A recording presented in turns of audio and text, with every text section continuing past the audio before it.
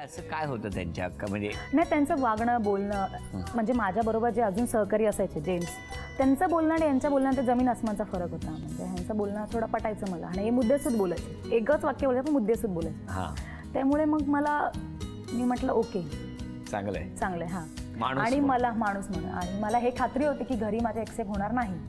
तरीही मी ते पाऊल उचललं. म्हटलं की नाही, मी घरच्यांना थोडं करेन कन्व्हिन्स, कारण हा विश्वास होता. हा विश्वास होता. हां, कारण बाबा माझ्या पहिल्यापासून फेवरमध्ये आहेत, ते मला नाही कधीच म्हणणार नाही हे मला गॅरंटी होती. तुम्हाला जेव्हा होकार आला तो कुठे आला? होकार मला तिनेच आपल्या नेहमीच्या वर्ल्डी सीफेसला तिथेच मला होकार दिला तिने. मग पुढे मग नंतर मग मी माझ्या घरच्यांना हे केलं, सांगितलं ही सर्व गोष्ट. तुम्ही आधी घरी सांगितलं? हां. अरे बापरे. पण त्याच्या आधी तुम्ही कधी त्यांच्या घरी गेले होते? नाही, कधीच नाही. म्हणजे एका बिल्डिंगमध्ये राहून पण मी कधीच गेले नव्हते. तुम्ही यांच्या घरी? नाही, कधीच नाही. अरे वा. मग घरी तुमच्या सांगितलं? मग मी माझ्या घरी सांगितलं, हिने हिच्या घरी सांगितलं. नंतर तुम्ही प्रत्येकाने स्वतंत्र सांगितलं? तुम्हाला कोणी बघितलं वगैरे नाही बाहेर? नाही, तसं एकत्र नोकरी करतो ना, त्यामुळे एवढं कोणाच्या लक्षात नाही आलं. आणि परत ड्युटीवर आहे असंच वाटत होतं. हां, मोस्ट ऑफ तेच वाटायचं. म्हणजे वरळी सीपेसवर असाल तर लोकांना वाटायचं आज वरळी सीपेसचा पॉईंट आहे.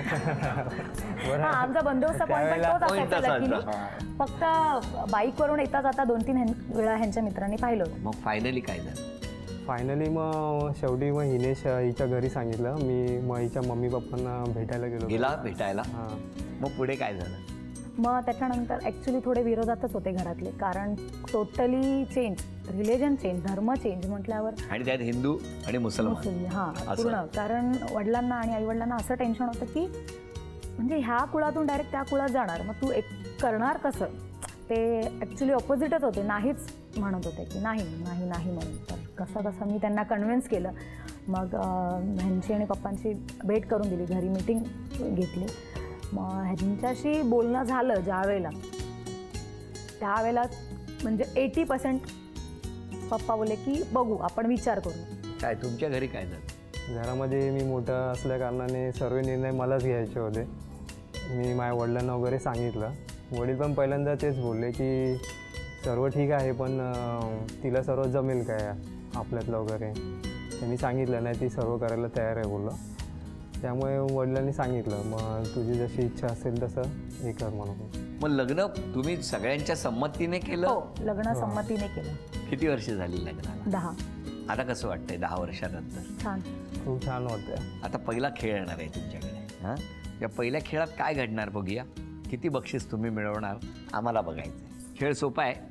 तिथे जी पट्टी लावली आहे तिकडे सोंगटी ठेवायची, तिकडनं सोंगटी मारायची आणि पुढे एक पट्टी लावलेली आहे, त्या पट्टीच्या पुढे खाली न पडता सोंगटी थांबली पाहिजे. ओके. 3 सोंगट्या थांबल्या की 1000 रुपयाचं बक्षीस. आणि त्यानंतर प्रत्येक पॉईंटला म्हणजे प्रत्येक गुणाला 200 रुपयाचं बक्षीस म्हणजे वाढ होत जाणार. हां, खेळा.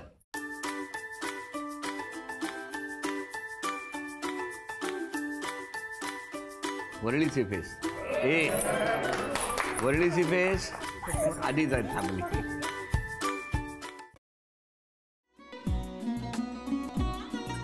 मग असाच लावू ना.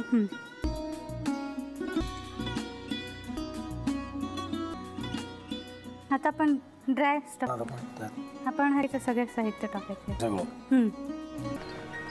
माझं म्हणजे अगं बहिणी किती प्रयत्न करत होती करताना की शिवच्या मला नाही वाटत. गौरी असतो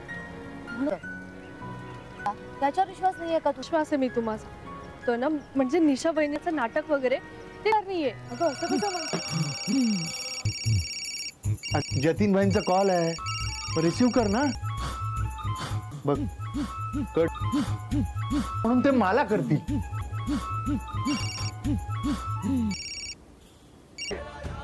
एक होतो आता मला कळ. तुम्ही 2 दाते. बनू हे संकेत आणि हे असतात.